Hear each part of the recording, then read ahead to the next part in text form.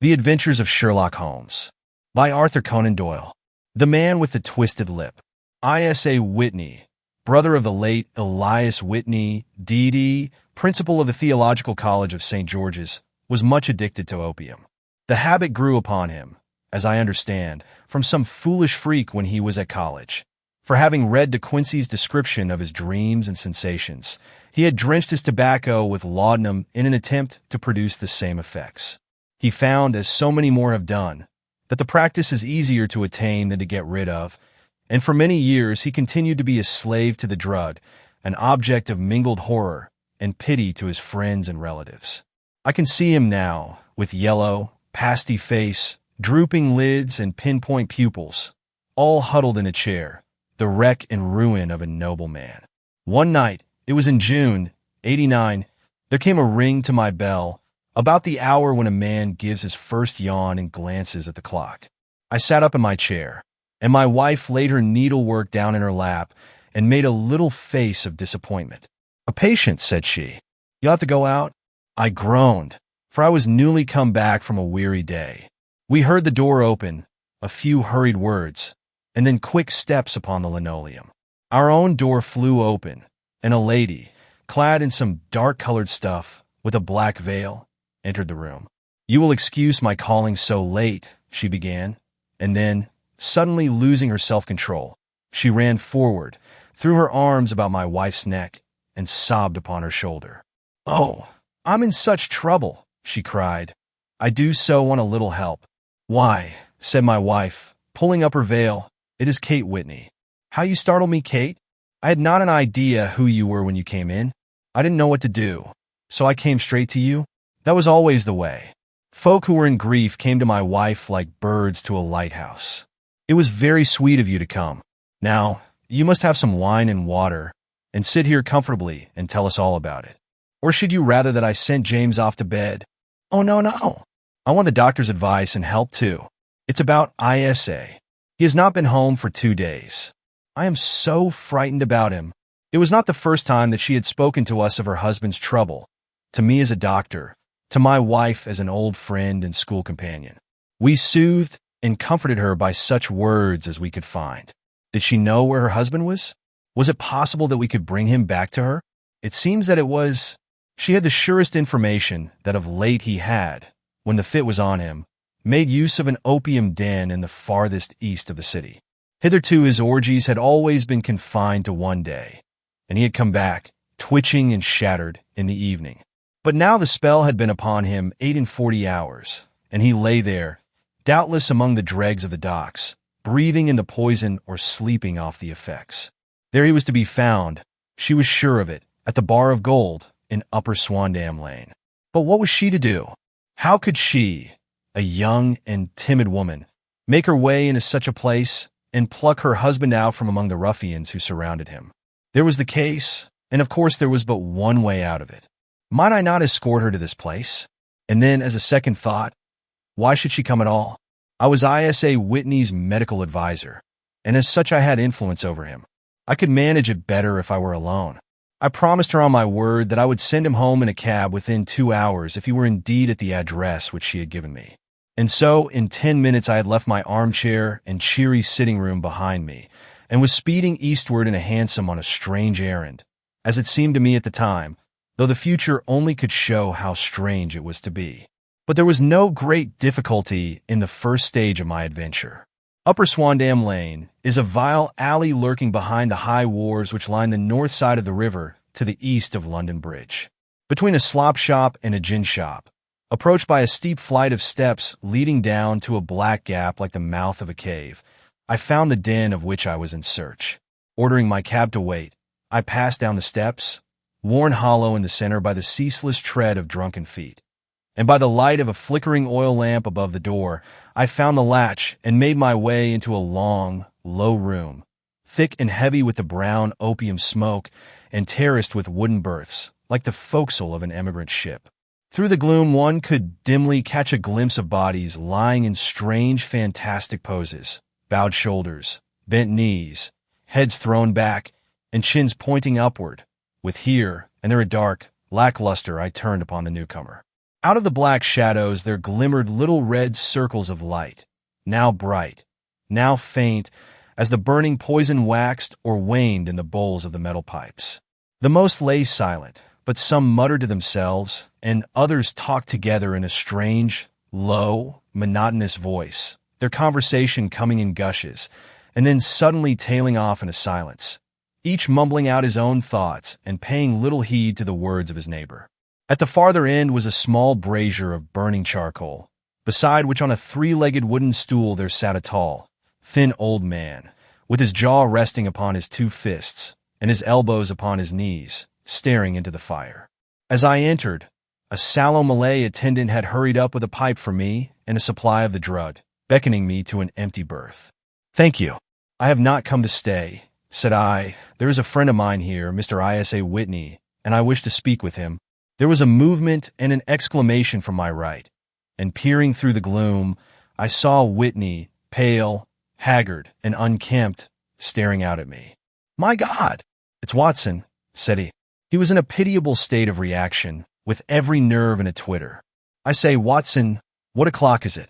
"Nearly 11. "Of what day?" "Of Friday, June 19th. "Good heavens! I thought it was Wednesday." "It is Wednesday. What you would have frightened a chap for?" He sank his face onto his arms and began to sob in a high treble key. "I tell you that it is Friday, man. Your wife has been waiting this 2 days for you. You should be ashamed of yourself." "So, I am. But you've got mixed, Watson, for I have only been here a few hours, 3 pipes for pipes. I forget how many. But I'll go home with you. I wouldn't frighten Kate, poor little Kate. Give me your hand. Have you a cab?"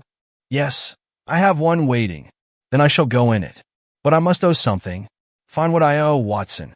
I am all off color. I can do nothing for myself." I walked down the narrow passage between the double row of sleepers, holding my breath to keep out the vile, stupefying fumes of the drug, and looking about for the manager. As I passed the tall man who sat by the brazier, I felt a sudden pluck at my skirt, and a low voice whispered, "Walk past me," and then look back at me. The words fell quite distinctly upon my ear. I glanced down. They could only have come from the old man at my side, and yet he sat now as absorbed as ever, very thin, very wrinkled, bent with age, an opium pipe dangling down from between his knees, as though it had dropped in sheer lassitude from his fingers. I took 2 steps forward and looked back. It took all my self-control to prevent me from breaking out into a cry of astonishment. He had turned his back so that none could see him but I. His form had filled out, his wrinkles were gone, the dull eyes had regained their fire, and there, sitting by the fire and grinning at my surprise, was none other than Sherlock Holmes. He made a slight motion to me to approach him, and instantly, as he turned his face half round to the company once more, subsided into a doddering, loose-lipped senility. "Holmes," I whispered, "what on earth are you doing in this den?" "As low as you can," he answered. "I have excellent ears. If you would have the great kindness to get rid of that sottish friend of yours, I should be exceedingly glad to have a little talk with you. I have a cab outside. Then pray send him home in it. You may safely trust him, for he appears to be too limp to get into any mischief. I should recommend you also to send a note by the cabman to your wife to say that you have thrown in your lot with me. If you will wait outside, I shall be with you in 5 minutes." It was difficult to refuse any of Sherlock Holmes' requests, for they were always so exceedingly definite and put forward with such a quiet air of mastery. I felt, however, that when Whitney was once confined in the cab my mission was practically accomplished, and for the rest, I could not wish anything better than to be associated with my friend in one of those singular adventures which were the normal condition of his existence. In a few minutes I had written my note, paid Whitney's bill, led him out to the cab, and seen him driven through the darkness. In a very short time, a decrepit figure had emerged from the opium den, and I was walking down the street with Sherlock Holmes. For 2 streets he shuffled along with a bent back and an uncertain foot. Then, glancing quickly round, he straightened himself out and burst into a hearty fit of laughter.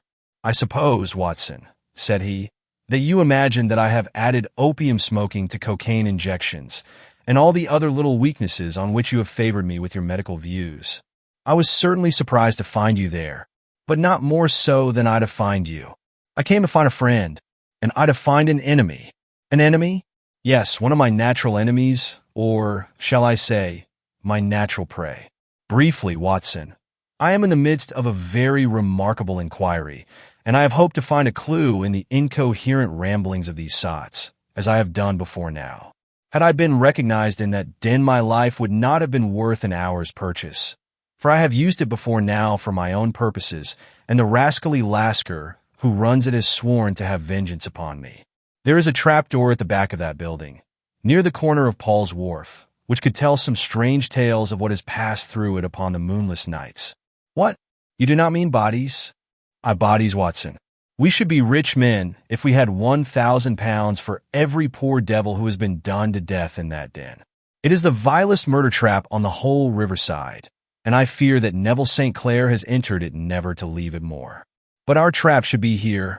He put his 2 forefingers between his teeth and whistled shrilly, a signal which was answered by a similar whistle from the distance, followed shortly by the rattle of wheels and the clink of horses' hoofs. Now, Watson, said Holmes, as a tall dog-cart dashed up through the gloom, throwing out 2 golden tunnels of yellow light from its side lanterns. You'll come with me, won't you? If I can be of use. Oh, a trusty comrade is always of use, and a chronicler still more so. My room at the Cedars is a double-bedded one. The Cedars? Yes, that is Mr. St. Clair's house. I am staying there while I conduct the inquiry. Where is it, then? Near Lee in Kent. We have a 7-mile drive before us. But I am all in the dark. Of course you are. You'll know all about it presently. Jump up here. All right, John. We shall not need you. Here's half a crown. Look out for me tomorrow about 11. Give her head. So long, then.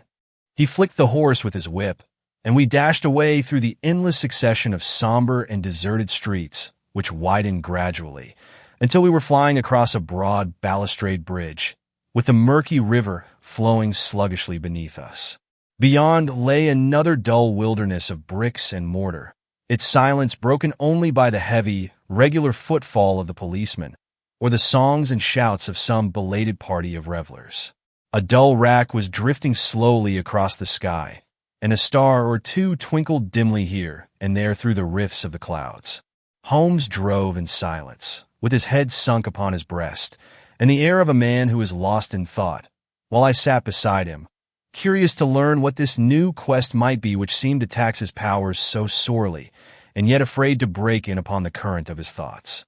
We had driven several miles, and were beginning to get to the fringe of the belt of suburban villas, when he shook himself, shrugged his shoulders, and lit up his pipe with the air of a man who has satisfied himself that he is acting for the best. You have a grand gift of silence, Watson, said he. It makes you quite invaluable as a companion. Upon my word, it is a great thing for me to have someone to talk to, for my own thoughts are not over-pleasant. I was wondering what I should say to this dear little woman tonight, when she meets me at the door. You forget that I know nothing about it. I shall just have time to tell you the facts of the case before we get to Lee. It seems absurdly simple, and yet somehow I can get nothing to go upon. There's plenty of thread, no doubt, but I can't get the end of it into my hand. Now, I'll state the case clearly and concisely to you, Watson, and maybe you can see a spark where all is dark to me. Proceed, then. Some years ago, to be definite, in May 1884, there came to Lee a gentleman, Neville St. Clair by name, who appeared to have plenty of money. He took a large villa, laid out the grounds very nicely, and lived generally in good style. By degrees he made friends in the neighborhood, and in 1887 he married the daughter of a local brewer, by whom he now has 2 children. He had no occupation, but was interested in several companies, and went into town as a rule in the morning, returning by the 5:14 from Cannon Street every night. Mr. St. Clair is now 37 years of age, is a man of temperate habits, a good husband, a very affectionate father, and a man who is popular with all who know him. I may add that his whole debts at the present moment, as far as we have been able to ascertain, amount to £88 tens, while he has £220 standing to his credit in the Capital and Counties Bank. There is no reason, therefore, to think that money troubles have been weighing upon his mind. Last Monday, Mr. Neville St. Clair went into town rather earlier than usual, remarking before he started that he had 2 important commissions to perform, and that he would bring his little boy home a box of bricks. Now, by the merest chance, his wife received a telegram upon this same Monday, very shortly after his departure, to the effect that a small parcel of considerable value, which she had been expecting, was waiting for her at the offices of the Aberdeen Shipping Company. Now, if you are well up in your London, you will know that the office of the company is in Fresno Street, which branches out of Upper Swandam Lane, where you found me tonight. Mrs. St. Clair had her lunch, started for the city, did some shopping, proceeded to the company's office, got her packet, and found herself at exactly 4:35 walking through Swandam Lane on her way back to the station. Have you followed me so far? It is very clear. If you remember, Monday was an exceedingly hot day, and Mrs. St. Clair walked slowly, glancing about in the hope of seeing a cab, as she did not like the neighborhood in which she found herself. While she was walking in this way down Swandam Lane, she suddenly heard an ejaculation or cry, and was struck cold to see her husband looking down at her, and, as it seemed to her, beckoning to her from a second-floor window. The window was open, and she distinctly saw his face, which he describes as being terribly agitated. He waved his hands frantically to her, and then vanished from the window so suddenly that it seemed to her that he had been plucked back by some irresistible force from behind. One singular point which struck her quick feminine eye was that although he wore some dark coat, such as he had started to town in, he had on neither collar nor necktie. Convinced that something was amiss with him, she rushed down the steps, for the house was none other than the opium den in which you found me tonight, and running through the front room, she attempted to ascend the stairs which led to the first floor. At the foot of the stairs, however, she met this Lascar scoundrel of whom I have spoken, who thrust her back and, aided by a Dane, who acts as assistant there, pushed her out into the street. Filled with the most maddening doubts and fears, she rushed down the lane and, by rare good fortune, met in Fresno Street a number of constables with an inspector, all on their way to their beat. The inspector and two men accompanied her back, and in spite of the continued resistance of the proprietor, they made their way to the room in which Mr. St. Clair had last been seen. There was no sign of him there. In fact, in the whole of that floor there was no one to be found save a crippled wretch of hideous aspect, who, it seems, made his home there. Both he and the Lascar stoutly swore that no one else had been in the front room during the afternoon. So determined was their denial that the inspector was staggered, and had almost come to believe that Mrs. St. Clair had been deluded when, with a cry, she sprang at a small deal box which lay upon the table and tore the lid from it. Out there fell a cascade of children's bricks. It was the toy which he had promised to bring home. This discovery, and the evident confusion which the cripple showed, made the inspector realize that the matter was serious. The rooms were carefully examined, and results all pointed to an abominable crime. The front room was plainly furnished as a sitting room and led into a small bedroom, which looked out upon the back of one of the wharves. Between the wharf and the bedroom window is a narrow strip, which is dry at low tide, but is covered at high tide with at least 4.5 feet of water. The bedroom window was a broad one and open from below. On examination, traces of blood were to be seen upon the windowsill, and several scattered drops were visible upon the wooden floor of the bedroom. Thrust away behind a curtain in the front room were all the clothes of Mr. Neville St. Clair, with the exception of his coat. His boots, his socks, his hat, and his watch, all were there. There were no signs of violence upon any of these garments, and there were no other traces of Mr. Neville St. Clair. Out of the window, he must apparently have gone, for no other exit could be discovered, and the ominous bloodstains upon the sill gave little promise that he could save himself by swimming, for the tide was at its very highest at the moment of the tragedy. And now as to the villains who seemed to be immediately implicated in the matter. The Lascar was known to be a man of the vilest antecedents, but as, by Mrs. St. Clair's story, he was known to have been at the foot of the stair within a very few seconds of her husband's appearance at the window, he could hardly have been more than an accessory to the crime.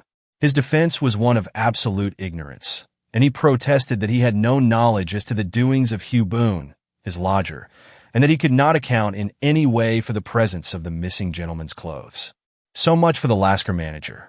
Now for the sinister cripple who lives upon the second floor of the opium den, and who was certainly the last human being whose eyes rested upon Neville St. Clair. His name is Hugh Boone, and his hideous face is one which is familiar to every man who goes much to the city.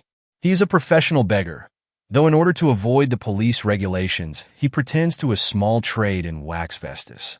Some little distance down Threadneedle Street, upon the left-hand side, there is, as you may have remarked, a small angle in the wall. Here it is that this creature takes his daily seat, cross-legged with his tiny stock of matches on his lap. And as he is a piteous spectacle, a small rain of charity descends into the greasy leather cap which lies upon the pavement beside him. I have watched the fellow more than once before ever I thought of making his professional acquaintance, and I have been surprised at the harvest which he has reaped in a short time. His appearance, you see, is so remarkable that no one can pass him without observing him. A shock of orange hair, a pale face disfigured by a horrible scar, which, by its contraction, has turned up the outer edge of his upper lip, a bulldog chin, and a pair of very penetrating dark eyes, which present a singular contrast to the color of his hair, all mark him out from amid the common crowd of mendicants, and so, too, does his wit. For he is ever ready with a reply to any piece of chaff which may be thrown at him by the passers-by. This is the man whom we now learn to have been the lodger at the opium den, and to have been the last man to see the gentleman of whom we are in quest. But a cripple, said I, what could he have done single-handed against a man in the prime of life? He is a cripple in the sense that he walks with a limp, but in other respects he appears to be a powerful and well-nurtured man. Surely your medical experience would tell you, Watson, that weakness in one limb is often compensated for by exceptional strength in the others. Pray continue your narrative. Mrs. St. Clair had fainted at the sight of the blood upon the window, and she was escorted home in a cab by the police, as her presence could be of no help to them in their investigations. Inspector Barton, who had charge of the case, made a very careful examination of the premises, but without finding anything which threw any light upon the matter. One mistake had been made in not arresting Boone instantly, as he was allowed some few minutes during which he might have communicated with his friend the Lascar. But this fault was soon remedied, and he was seized and searched without anything being found which could incriminate him. There were, it is true, some blood-stains upon his right shirt sleeve, but he pointed to his ring finger, which had been cut near the nail, and explained that the bleeding came from there, adding that he had been to the window not long before, and that the stains which had been observed there came doubtless from the same source. He denied strenuously having ever seen Mr. Neville St. Clair, and swore that the presence of the clothes in his room was as much a mystery to him as to the police. As to Mrs. St. Clair's assertion that she had actually seen her husband at the window, he declared that she must have been either mad or dreaming. He was removed, loudly protesting, to the police station, while the inspector remained upon the premises in the hope that the ebbing tide might afford some fresh clue. And it did, though they hardly found upon the mud bank what they had feared to find. It was Neville St. Clair's coat, and not Neville St. Clair, which lay uncovered as the tide receded. And what do you think they found in the pockets? I cannot imagine. No, I don't think you would guess. Every pocket stuffed with pennies and halfpennies, 421 pennies and 270 halfpennies. It was no wonder that it had not been swept away by the tide. But a human body is a different matter. There is a fierce eddy between the wharf and the house. It seemed likely enough that the weighted coat had remained when the stripped body had been sucked away into the river. But I understand that all the other clothes were found in the room. Would the body be dressed in a coat alone? No, sir, but the facts might be met speciously enough. Suppose that this man Boone had thrust Neville St. Clair through the window. There is no human eye which could have seen the deed. What would he do then? It would of course instantly strike him that he must get rid of the telltale garments. He would seize the coat, then, and be in the act of throwing it out, when it would occur to him that it would swim and not sink. He has little time, for he has heard the scuffle downstairs when the wife tried to force her way up, and perhaps he has already heard from his Lascar confederate that the police are hurrying up the street. There is not an instant to be lost. He rushes to some secret hoard, where he has accumulated the fruits of his beggary, and he stuffs all the coins upon which he can lay his hands into the pockets to make sure of the coat's sinking. He throws it out, and would have done the same with the other garments had not he heard the rush of steps below, and only just had time to close the window when the police appeared. It certainly sounds feasible. Well, we will take it as a working hypothesis for want of a better. Boone, as I have told you, was arrested and taken to the station, but it could not be shown that there had ever before been anything against him. He had for years been known as a professional beggar, but his life appeared to have been a very quiet and innocent one. There the matter stands at present, and the questions which have to be solved. What Neville St. Clair was doing in the opium den, what happened to him when there, where is he now, and what Hugh Boone had to do with his disappearance are all as far from a solution as ever. I confess that I cannot recall any case within my experience which looked at the first glance so simple and yet which presented such difficulties. While Sherlock Holmes had been detailing this singular series of events, we had been whirling through the outskirts of the great town until the last straggling houses had been left behind, and we rattled along with a country hedge upon either side of us. Just as he finished, however, we drove through 2 scattered villages, where a few lights still glimmered in the windows. "We are on the outskirts of Lee," said my companion. "We have touched on 3 English counties in our short drive, starting in Middlesex, passing over an angle of Surrey, and ending in Kent. See that light among the trees? That is the cedars, and beside that lamp sits a woman whose anxious ears have already, I have little doubt, caught the clink of our horses' feet. But why are you not conducting the case from Baker Street?" I asked. "Because there are many inquiries which must be made out here.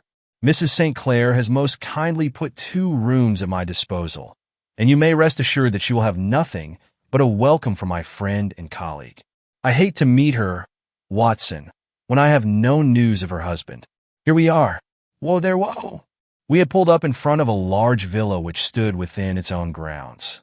A stable boy had run out to the horse's head, and springing down, I followed Holmes up the small, winding gravel drive which led to the house. As we approached, the door flew open, and a little blonde woman stood in the opening, clad in some sort of light mousseline de soie, with a touch of fluffy pink chiffon at her neck and wrists. She stood with her figure outlined against the flood of light, one hand upon the door, one half raised in her eagerness, her body slightly bent, her head and face protruded, with eager eyes and parted lips, a standing question. "Well," she cried, "well." And then, seeing that there were 2 of us, she gave a cry of hope which sank into a groan as she saw that my companion shook his head and shrugged his shoulders. "No good news?" "None."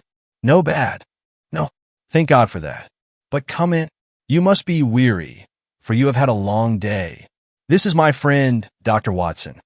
He has been of most vital use to me in several of my cases, and a lucky chance has made it possible for me to bring him out and associate him with this investigation.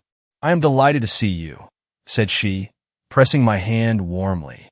"You will, I am sure, forgive anything that may be wanting in our arrangements, when you consider the blow which has come so suddenly upon us." "My dear madam," said I am an old campaigner, and if I were not, I can very well see that no apology is needed. If I can be of any assistance, either to you or to my friend here, I shall be indeed happy. Now, Mr. Sherlock Holmes," said the lady as we entered a well-lit dining room, upon the table of which a cold supper had been laid out, "I should very much like to ask you 1 or 2 plain questions, to which I beg that you will give a plain answer." "Certainly, madam. Do not trouble about my feelings. I am not hysterical, nor given to fainting. I simply wish to hear your real opinion." "Upon what point?" "In your heart of hearts, do you think that Neville is alive?" Sherlock Holmes seemed to be embarrassed by the question. "Frankly, now," she repeated, standing upon the rug and looking keenly down at him as he leaned back in a basket chair. "Frankly then, madam, I do not." "You think that he is dead?" "I do." "Murdered?" "I don't say that." "Perhaps." "And on what day did he meet his death?" "On Monday." "Then perhaps, Mr. Holmes, you will be good enough to explain how it is that I have received a letter from him today." Sherlock Holmes sprang out of his chair as if he had been galvanized. "What?" he roared. "Yes, today." She stood smiling, holding up a little slip of paper in the air. "May I see it?" "Certainly." He snatched it from her in his eagerness, and smoothing it out upon the table, he drew over the lamp and examined it intently. I had left my chair and was gazing at it over his shoulder. The envelope was a very coarse one, and was stamped with the Gravesend postmark and with the date of that very day, or rather of the day before, for it was considerably after midnight. Coarse writing, murmured Holmes. "Surely this is not your husband's writing, madam." "No, but the enclosure is. I perceive also that whoever addressed the envelope had to go and inquire as to the address." "How can you tell that?" "The name, you see, is in perfectly black ink, which has dried itself. The rest is of the grayish color, which shows that blotting paper has been used. If it had been written straight off and then blotted, none would be of a deep black shade. This man has written the name, and there has then been a pause before he wrote the address, which can only mean that he was not familiar with it. It is, of course, a trifle, but there is nothing so important as trifles. Let us now see the letter. There has been an enclosure here. Yes, there was a ring, his signet ring. And you are sure that this is your husband's hand?" "One of his hands." "One?" "His hand when he wrote hurriedly. It is very unlike his usual writing, and yet I know it well. Dearest, do not be frightened. All will come well. There is a huge error, which it may take some little time to rectify. Wait in patience, Neville. Written in pencil upon the fly-leaf of a book, octavo size, no watermark. Posted today in Gravesend by a man with a dirty thumb. And the flap has been gummed, if I am not very much in error, by a person who had been chewing tobacco. And you have no doubt that it is your husband's hand, madam?" "None. Neville wrote those words, and they were posted today at Gravesend." "Well, Mrs. St. Clair, the clouds lighten, though I should not venture to say that the danger is over. But he must be alive, Mr. Holmes, unless this is a clever forgery to put us on the wrong scent. The ring, after all, proves nothing. It may have been taken from him. No. It is his very own writing. Very well. It may, however, have been written on Monday and only posted today. That is possible. If so, much may have happened between. Oh, you must not discourage me, Mr. Holmes. I know that all is well with him. There is so keen a sympathy between us that I should know if evil came upon him. On the very day that I saw him last, he cut himself in the bedroom, and yet I in the dining room rushed upstairs instantly with the utmost certainty that something had happened. Do you think that I would respond to such a trifle and yet be ignorant of his death? I have seen too much not to know that the impression of a woman may be more valuable than the conclusion of an analytical reasoner. And in this letter, you certainly have a very strong piece of evidence to corroborate your view. But if your husband is alive and able to write letters, why should he remain away from you? I cannot imagine. It is unthinkable. And on Monday, he made no remarks before leaving you? No. And you were surprised to see him in Swandam Lane? Very much so. Was the window open? Yes. Then he might have called to you? He might. He only, as I understand, gave an inarticulate cry. Yes. A call for help? You thought? Yes. He waved his hands, but it might have been a cry of surprise. Astonishment at the unexpected sight of you might cause him to throw up his hands. It is possible. And you thought he was pulled back? He disappeared so suddenly. He might have leaped back. You did not see anyone else in the room? No, but this horrible man confessed to having been there, and the Lascar was at the foot of the stairs. Quite so. Your husband, as far as you could see, had his ordinary clothes on, but without his collar or tie. I distinctly saw his bare throat. Had he ever spoken of Swandam Lane? Never. Had he ever showed any signs of having taken opium? Never. Thank you, Mrs. St. Clair. Those are the principal points about which I wish to be absolutely clear. We shall now have a little supper and then retire, for we may have a very busy day tomorrow. A large and comfortable double-bedded room had been placed at our disposal, and I was quickly between the sheets, for I was weary after my night of adventure. Sherlock Holmes was a man, however, who, when he had an unsolved problem upon his mind, would go for days, and even for a week, without rest, turning it over, rearranging his facts, looking at it from every point of view until he had either fathomed it or convinced himself that his data were insufficient. It was soon evident to me that he was now preparing for an all-night sitting. He took off his coat and waistcoat, put on a large blue dressing gown, and then wandered about the room collecting pillows from his bed and cushions from the sofa and armchairs. With these he constructed a sort of Eastern divan, upon which he perched himself cross-legged, with an ounce of shag tobacco and a box of matches laid out in front of him. In the dim light of the lamp, I saw him sitting there, an old briar pipe between his lips, his eyes fixed vacantly upon the corner of the ceiling, the blue smoke curling up from him, silent, motionless, with the light shining upon his strong-set aquiline features. So he sat as I dropped off to sleep, and so he sat when a sudden ejaculation caused me to wake up, and I found the summer sun shining into the apartment. The pipe was still between his lips, the smoke still curled upward, and the room was full of a dense tobacco haze, but nothing remained of the heap of shag which I had seen upon the previous night. "Awake, Watson?" he asked. "Yes." "Game for a morning drive?" "Certainly." "Then dress. No one is stirring yet, but I know where the stable boy sleeps, and we shall soon have the trap out." He chuckled to himself as he spoke, his eyes twinkled, and he seemed a different man to the somber thinker of the previous night. As I dressed, I glanced at my watch. It was no wonder that no one was stirring. It was 25 minutes past 4. I had hardly finished when Holmes returned with the news that the boy was putting in the horse. "I want to test a little theory of mine," said he, pulling on his boots. "I think, Watson, that you are now standing in the presence of one of the most absolute fools in Europe.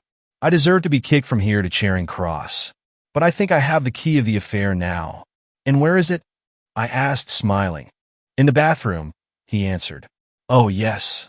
I am not joking," he continued, seeing my look of incredulity. "I have just been there, and I have taken it out, and I have got it in this Gladstone bag. Come on, my boy, and we shall see whether it will not fit the lock." We made our way downstairs as quietly as possible, and out into the bright morning sunshine. In the road stood our horse and trap, with the half-clad stable boy waiting at the head.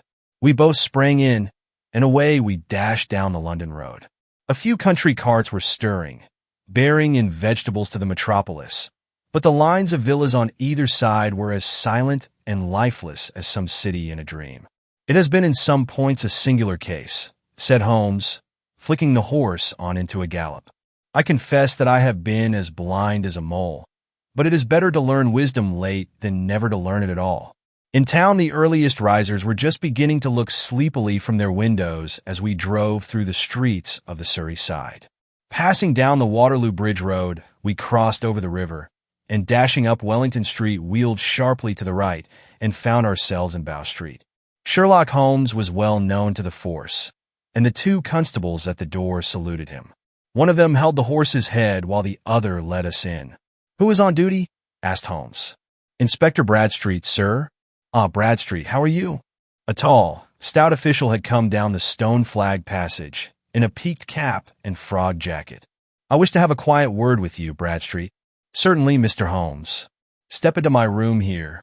It was a small, office-like room, with a huge ledger upon the table, and a telephone projecting from the wall. The inspector sat down at his desk. "What can I do for you, Mr. Holmes?" "I called about that beggar man, Boone. The one who was charged with being concerned in the disappearance of Mr. Neville St. Clair of Lee." "Yes. He was brought up and remanded for further inquiries." "So I heard. You have him here?" "In the cells." "Is he quiet?" "Oh, he gives no trouble. But he is a dirty scoundrel." "Dirty?" "Yes. It is all we can do to make him wash his hands, and his face is as black as a tinker's. Well, when once his case has been settled, he will have a regular prison bath, and I think if you saw him, you would agree with me that he needed it. I should like to see him very much." "Would you?" "That is easily done. Come this way. You can leave your bag." "No, I think that I'll take it." "Very good. Come this way, if you please." He led us down a passage, opened a barred door, passed down a winding stair, and brought us to a whitewashed corridor with a line of doors on each side. "The third on the right is his," said the inspector. "Here it is." He quietly shot back a panel in the upper part of the door and glanced through. "He is asleep," said he. "You can see him very well." We both put our eyes to the grating. The prisoner lay with his face towards us, in a very deep sleep, breathing slowly and heavily. He was a middle-sized man, coarsely clad as became his calling, with a colored shirt protruding through the rent in his tattered coat. He was, as the inspector had said, extremely dirty, but the grime which covered his face could not conceal its repulsive ugliness. A broad weal from an old scar ran right across it from eye to chin, and by its contraction had turned up one side of the upper lip, so that 3 teeth were exposed in a perpetual snarl. A shock of very bright red hair grew low over his eyes and forehead. "He's a beauty, isn't he?" said the inspector. "He certainly needs a wash," remarked Holmes. "I had an idea that he might, and I took the liberty of bringing the tools with me." He opened the Gladstone bag as he spoke and took out, to my astonishment, a very large bath sponge. You are a funny one," chuckled the inspector. "Now, if you will have the great goodness to open that door very quietly, we will soon make him cut a much more respectable figure." "Well, I don't know why not," said the inspector. "He doesn't look a credit to the Bow Street cells, does he?" He slipped his key into the lock, and we all very quietly entered the cell. The sleeper half turned, and then settled down once more into a deep slumber. Holmes stooped to the water jug, moistened his sponge, and then rubbed it twice vigorously across and down the prisoner's face. "Let me introduce you," he shouted, "to Mr. Neville St. Clair of Lee in the county of Kent. Never in my life have I seen such a sight." The man's face peeled off under the sponge like the bark from a tree. Gone was the coarse brown tint. Gone, too, was the horrid scar which had seamed it across, and the twisted lip which had given the repulsive sneer to the face. A twitch brought away the tangled red hair, and there, sitting up in his bed, was a pale, sad-faced, refined-looking man, black-haired and smooth-skinned, rubbing his eyes and staring about him with sleepy bewilderment. Then suddenly realizing the exposure, he broke into a scream and threw himself down with his face to the pillow. "Great heavens!" cried the inspector. "It is indeed the missing man. I know him from the photograph." The prisoner turned with the reckless air of a man who abandons himself to his destiny. "Be it so," said he. "And pray, what am I charged with?" "With making away with Mr. Neville St." "Oh, come, you can't be charged with that unless they make a case of attempted suicide of it," said the inspector with a grin. "Well, I've been 27 years in the force, but this really takes the cake. If I am Mr. Neville St. Clair, then it is obvious that no crime has been committed, and that, therefore, I am illegally detained." "No crime, but a very great error has been committed," said Holmes. "You would have done better to have trusted your wife." "It was not the wife, it was the children," groaned the prisoner. "God help me, I would not have them ashamed of their father. My God, what an exposure! What can I do?" Sherlock Holmes sat down beside him on the couch and patted him kindly on the shoulder. "If you leave it to a court of law to clear the matter up," said he, "of course you can hardly avoid publicity. On the other hand, if you convince the police authorities that there is no possible case against you, I do not know that there is any reason that the details should find their way into the papers. Inspector Bradstreet would, I am sure, make notes upon anything which you might tell us and submit it to the proper authorities. The case would then never go into court at all." "God bless you," cried the prisoner passionately. "I would have endured imprisonment, even execution, rather than have left my miserable secret as a family blot to my children. You are the first who have ever heard my story. My father was a schoolmaster in Chesterfield, where I received an excellent education. I traveled in my youth, took to the stage, and finally became a reporter on an evening paper in London. One day my editor wished to have a series of articles upon begging in the metropolis, and I volunteered to supply them. There was the point from which all my adventures started. It was only by trying begging as an amateur that I could get the facts upon which to base my articles. When an actor I had, of course, learned all the secrets of making up and had been famous in the green room for my skill. I took advantage now of my attainments. I painted my face, and to make myself as pitiable as possible, I made a good scar and fixed one side of my lip in a twist by the aid of a small slip of flesh-colored plaster.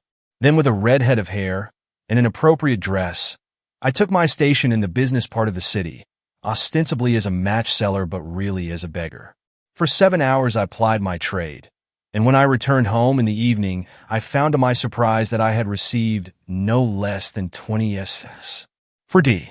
I wrote my articles and thought little more of the matter until, some time later, I backed a bill for a friend and had a writ served upon me for £25. I was at my wit's end where to get the money, but a sudden idea came to me. I begged a fortnight's grace from the creditor, asked for a holiday from my employers, and spent the time in begging in the city under my disguise. In 10 days I had the money and had paid the debt.